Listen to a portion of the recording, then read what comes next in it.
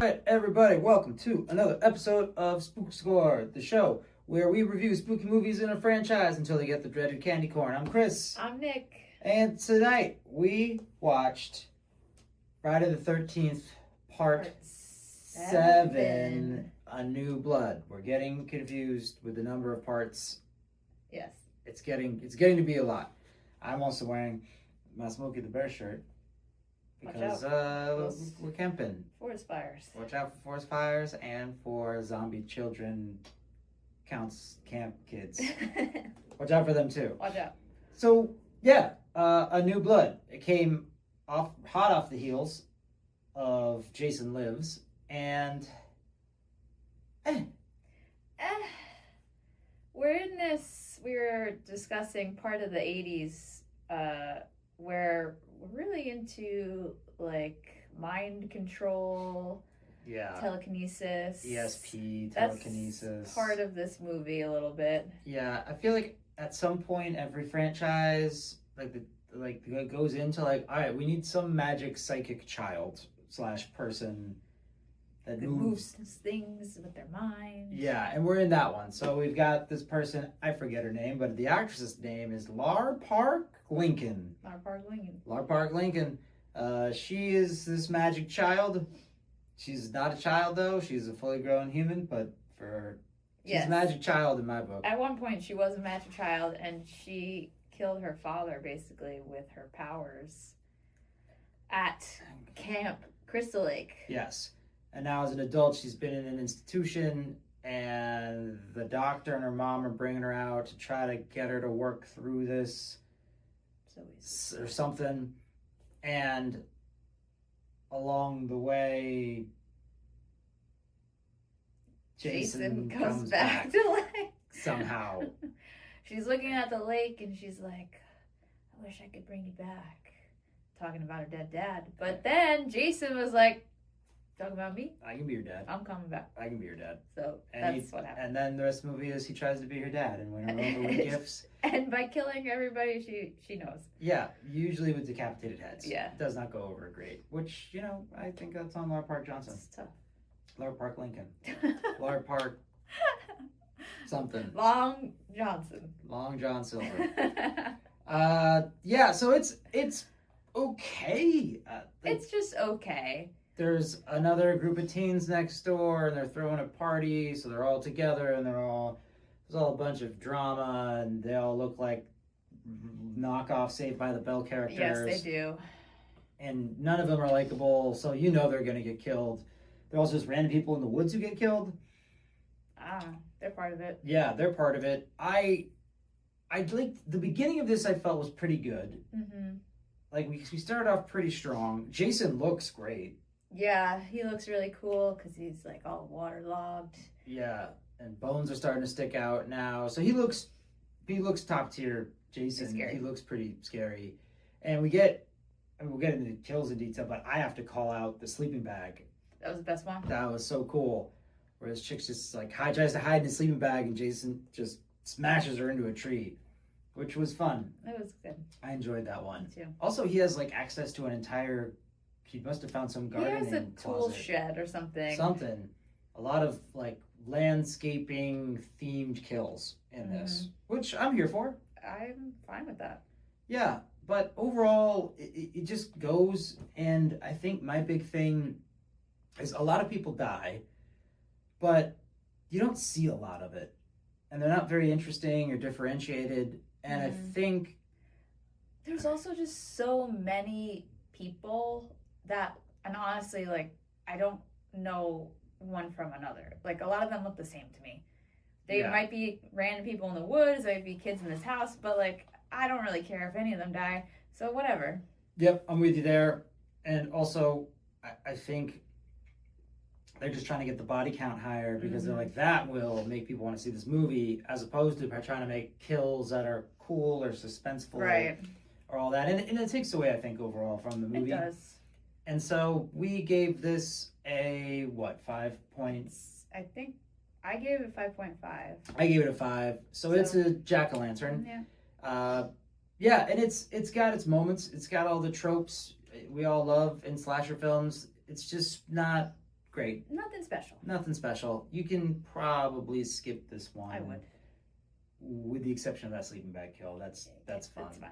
That's and unless you're really into psychic ESP stuff, in which case there's a whole lot of that. There's a bunch of that. There's a lot of that. So those are our thoughts on Friday the 13th, Part 7, New Blood.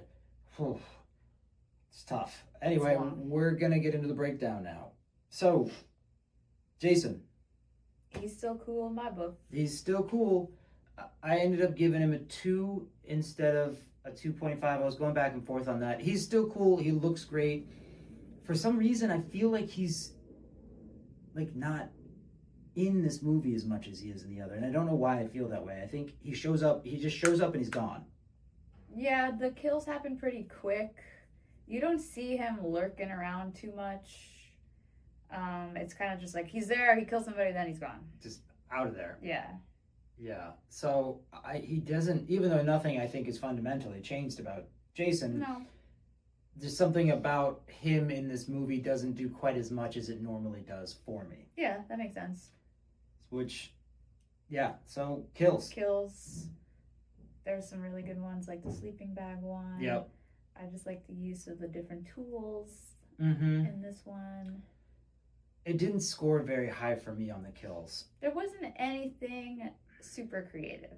No, I think I gave it a 1.5. Yeah. They're fine. The sleeping bag kill, hands down, is a highlight. That's I think an all-time. That's a good one. Kill where he just like smashes someone into a tree. It's great. It's thematic, like a campground. Oh. But I think when you have so many kills, it's like, okay, how creative can we make all of these kills? Like, they kind of phone up some of them in. They are. Like some people just get stabbed, and you're like, oh. Or one person fell from like the first floor window and they died. That's not how that works. That's not how it works. Yeah. Also, the doctor got like his stomach cut by the thing, and dead. They're like, he's dead. I'm like, he's not. He could dead. be okay. This scene should keep going because he would not be dead yet.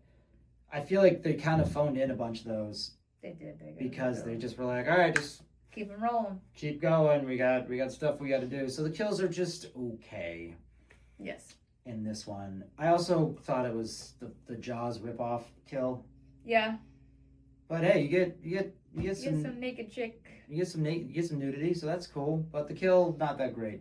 No. So kills, middle of the road kills, and this one making it not so scary. Not so scary. Yeah. I gave it a 1 on scares because there's no build up of the tension really. He's just going and going and going and going, and the scenes of each person's getting attacked is so short because they have to go through so many that it ends up being watered down.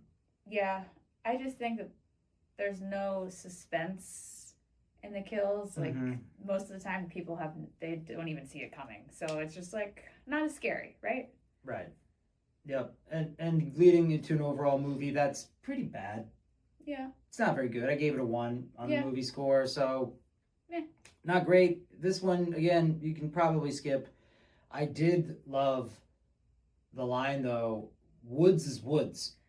Yeah, some of the writing was pretty rough. This was rough. Yeah, the line woods is woods that's a great line. Do you even woods. know where we're going? Woods is woods. You know? And then you have all these like super typecast characters. Yeah. Like they literally looked at Saved by the Bell and went, we need this one, this one, this one, this one, this one. We need the nerdy girl who, once she takes off her glasses and her ponytail, she's hot. We need a rich bitch, like, you know. We need a rich dude with a trophy wife. We need the stoner guy and the stoner girl. Yeah. We need the aspiring writer who's a loser, but who gets manipulated by the rich, the whole house. That's the thing. It's a thing. You're glad when they die. You don't care when they die. But yeah, it was interesting that they cast that. And what? I'm still confused. So what was going on with the doctor and the mom and her? Like, what were they trying to accomplish? Help me out here. So, the doctor was there because basically the girl, Lar Park Lincoln, she's been in a mental hospital, dealing with the guilt that she killed her father. So the point of them going back to this house was to help her, you know, release her guilt from that. But the doctor has ulterior motives, right? And he actually just wants her to figure out how to use her like mind control powers. So he's trying to like get her stressed out. He pulled like a Dr. Loomis a little bit and was like being kind of do aggressive. it, use your powers. Yeah. Go. And the mom finds out and she's like, "What the fuck? Like, this isn't why I'm here." Okay, so yeah, that's what that was. All right, I kind of just quit on it after a bit. I was like, why are they? What's happening? Yes. So that's another plot in this that doesn't go anywhere. It doesn't need to be there. Yeah, I'm trying to think of what else with this movie. I mean, again, he just uses a bunch of lawn care stuff in here. Like he even has like a weed. He has a weed whacker. Yeah.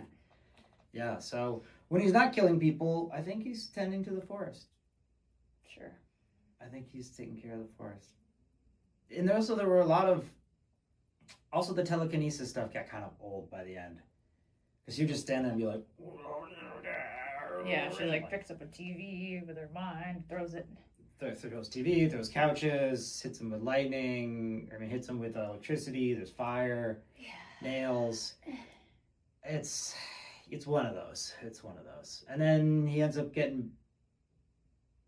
Oh, we got to talk about the end. What? Where they burn the house down, Jason's still alive, and then she calls back her dead dad from the lake. Oh, that's right, the dead dad from the lake. What was that? Yeah, the dead dad finally comes out of the lake having aged none or decomposed. Doesn't even look decomposed. He looks like he's been... He was in there for like a day. Yeah, not 15 plus years. Yeah. But he's the one who comes up and is also in chains for reasons and pulls Jason back into the depths. And I assume they have like an epic underwater fight, like Gandalf versus the Balrog in the depths. But yeah, so I mean, how many bodies are in Camp Crystal Lake at this point? And why is there so many chains? The lake is not that big. It's not deep. So, I don't know. But yeah, that's... And no wild card. No, none. It didn't deserve it. It didn't deserve it. Even the dad coming back, I was like, did not expect that, but it wasn't wild card worthy. It wasn't that cool. It wasn't. It was really not cool. Yeah. But yeah, those are our thoughts on Friday the 13th, Part 7, A New Blood. These titles are getting too long, but it's too long. We've scored high enough to make it to one that I'm actually excited to watch. Part 8. What's it called? Jason Takes Manhattan. That's what it's called? I think it's called Jason Takes Manhattan. Why is he in Manhattan? Because you have to do the one in the city. He doesn't. Okay, I'm excited. It's the obligatory, you have to do one in the city movie. All right, Jason Takes Manhattan is next. Coming up next, so stay tuned for the Spook Score. Ooh, doing this now. Axel. I don't know. He's a little. He's a man. Ooh. It's a ghost. It's a ghost. But this one's a jack-o'-lantern.